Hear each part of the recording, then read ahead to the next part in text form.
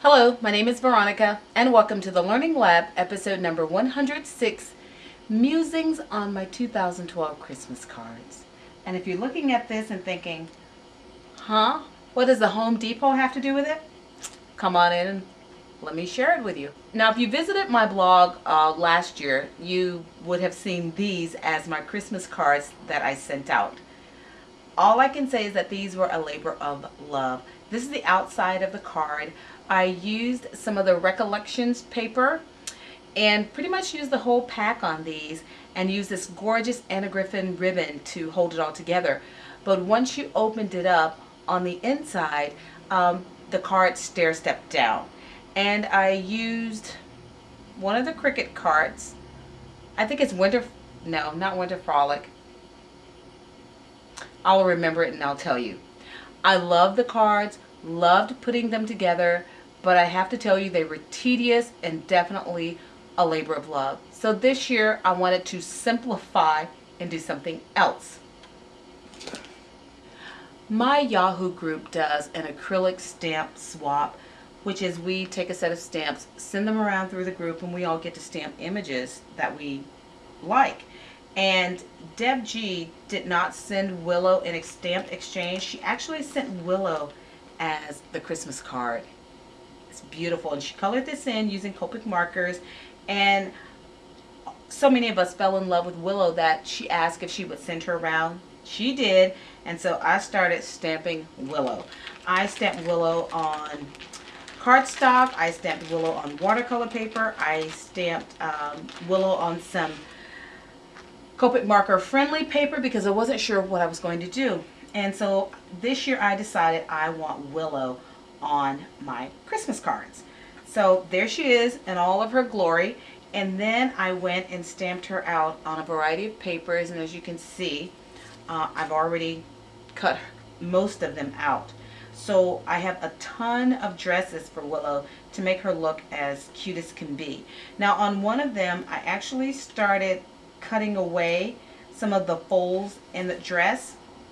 Again, not quite sure what I wanted to do and whether or not I would take this and then piece them in different colors going across there. Ambitious, I know, but that's where my thoughts were going. Since I'm trying to simplify my cards and not make them too crazy, I'm going to pull in some of my aqua markers and then using my water brush or just a regular paintbrush, I'm going to do my shading on Willow's gown using that. Here, Debbie used the Copic markers. I'm going to try to achieve that same thing using my aqua markers. Now, how am I going to showcase Willow? That was one of my biggest dilemmas. I had been sitting around saying, what kind of card do I want? I didn't want to do a stepper again like I did last year. Loved it, but wanted something different. So all of it was laid to rest today with something that came from Home Depot by way of the Whirlpool company. And it's this. It arrived in the mail today, and first of all, the packaging is what caught my eye. Very beautiful. It's in a plastic bag, and on the back side is where they had it addressed to me, and there it is sealed across there. And when I saw it, I said, oh, looks like there's a little cutout window there. You know, kind of cute. But then I opened this, and can I just tell you that when I pulled it out, I was in for a very nice surprise. And over on the right, there's a little tab that says pull. And so when I pulled it, look what happened. It opened up to reveal this on the inside. I know we've all done those slider cards before where you pull it and both things slide out the either side of the card, but this one, nothing slides out except the pull, and then the window opens to reveal what's inside. So I'm thinking now, how can I work this so that I can get Willow there on the inside?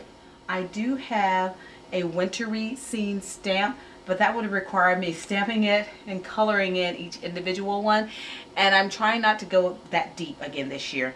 I'm thinking I might use some Cricut cuts on there. So as far as decorating the cover of this, I went and started pulling out some of my Christmas stamps that I have. I actually went to my Christmas, if you can see that, I actually went to my Christmas Iris box container and started trying to see what could go on the side.